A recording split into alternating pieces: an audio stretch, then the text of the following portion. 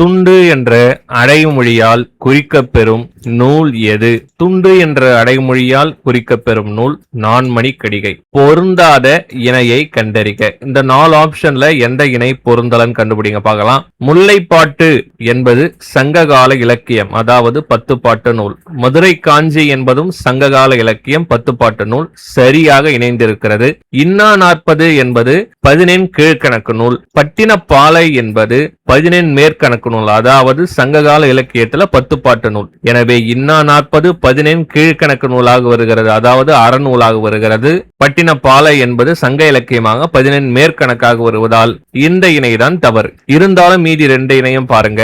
இந்நிலை 14 கீழ்கணக்கு நூல், பழமொழி 400 14 கீழ்கணக்கு நூல். சரியான இணை. தமிழ்மறை நான்மணிக்கடிகை, இந்த இரண்டுமே 14 கீழ்கணக்கு நூல் தான். எனவே பொருந்தாத இணை இன்னா 40 மற்றும் பட்டினப்பாலை. நான்மணிக்கடிகையில் எத்தனை பாடல்களை ஜி போப் ஆங்கிலத்தில் மொழிபெயர்த்துள்ளார்?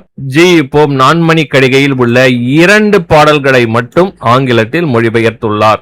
ஈன்றாளோடு என்ன கடவுளும் இல் என குறிப்பிடும் நூல் எது? தன்னை பெற்றவளோடு கடவுளை ஒப்பிட்டால் கடவுளும் மதிப்பற்றவர்தான், நம்மை பெற்றெடுத்த தாய்தான் உயர்ந்தவள் என்ற கருத்தை முன்வைக்கும் ஈன்றாளோடு என்ன கடவுளும் இல் என குறிப்பிடும் நூல் நான்மணிக்கடிகை. டிஎன்பிஎஸ்சியில் நான்மணிக்கடிகையில் இருந்து கேட்கப்பட்ட எல்லா வினாக்களுக்கும் உண்டான வகுப்பை ரிலேட்டட் வீடியோல கொடுத்திருக்கிறேன். கமெண்ட்லயும் பின் பண்ணி இருக்கிறேன். மறக்காம வாட்ச் பண்ணுங்க.